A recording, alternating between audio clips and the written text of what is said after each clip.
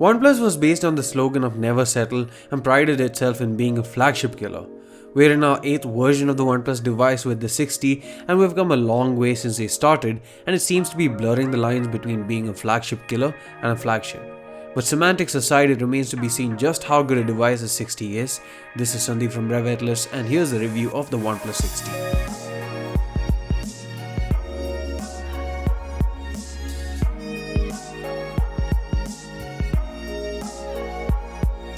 The design of the OnePlus 60 remains almost unchanged compared to the 6.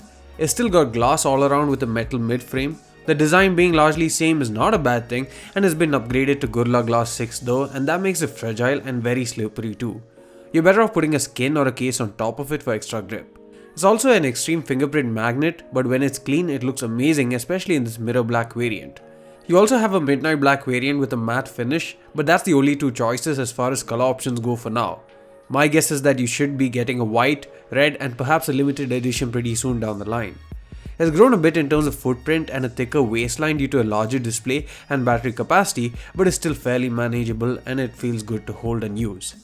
Speaking of which, the display now comes with a teardrop notch and is a 6.41-inch optic AMOLED unit from Samsung that features Full HD Plus resolution. Looking at the OnePlus 6, you wouldn't really think that the smaller notch and a smaller chin would create much of a difference to the end appeal, but the 60 screen looks expansive and looks really beautiful. Once you get used to it, it's hard to get used to another screen. The display has a ratio of 19.5:9 and you can hide the notch as well if needed. It offers various color modes including DCI-P3, so it's great in terms of color reproduction and contrast ratio.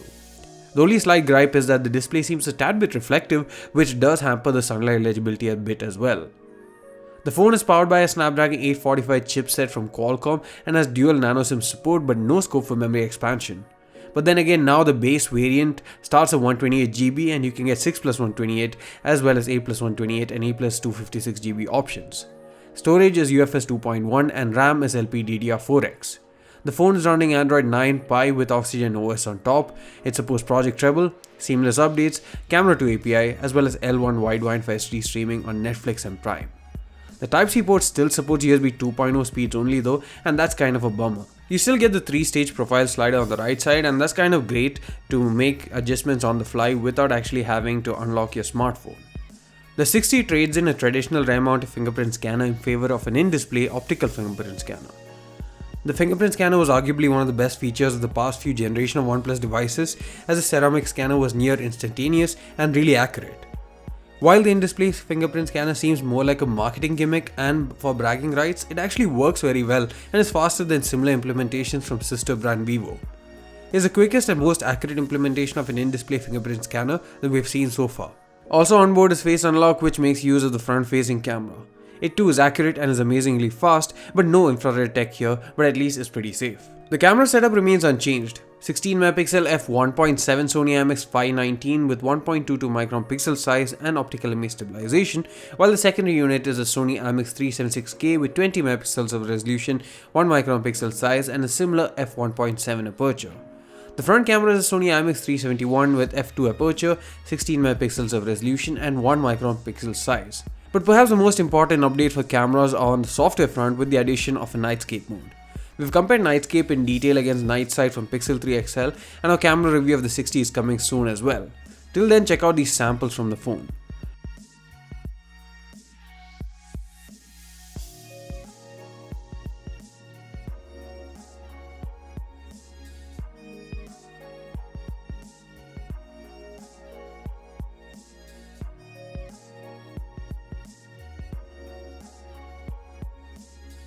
Coming to the audio quality, the experience is mono, but the speaker is very loud and has good clarity as well. One thing audiophiles might frown upon is the removal of the headphone jack, and instead you get a Type-C to 3.5mm audio jack. Luckily, the audio quality is still great, and it's just that the delivery medium has kind of changed. The 60 has increased battery capacity of 3700, which is 400 more than the outgoing OnePlus 6.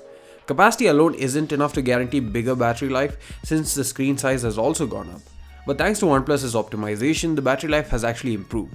We got around 7 to 8 hours of screen on time, and the great thing is that it still supports dash charge, which is one of the fastest charging standards in the market even now.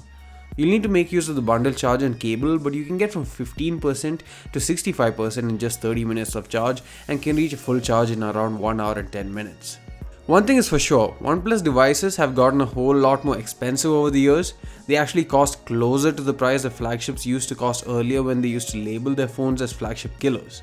However, at the same time, the price for flagships from other brands such as Samsung, Apple and Google smartphones have increased too, so the OnePlus 60 still offers a pretty great feature set at a fraction of that price. It has insane performance, it has great battery life, it has a beautiful looking display, it has great audio quality, and overall it has a great design. But they would still need to restrict themselves at some point, or else they would turn into a full-blown flagship themselves, especially considering the price point.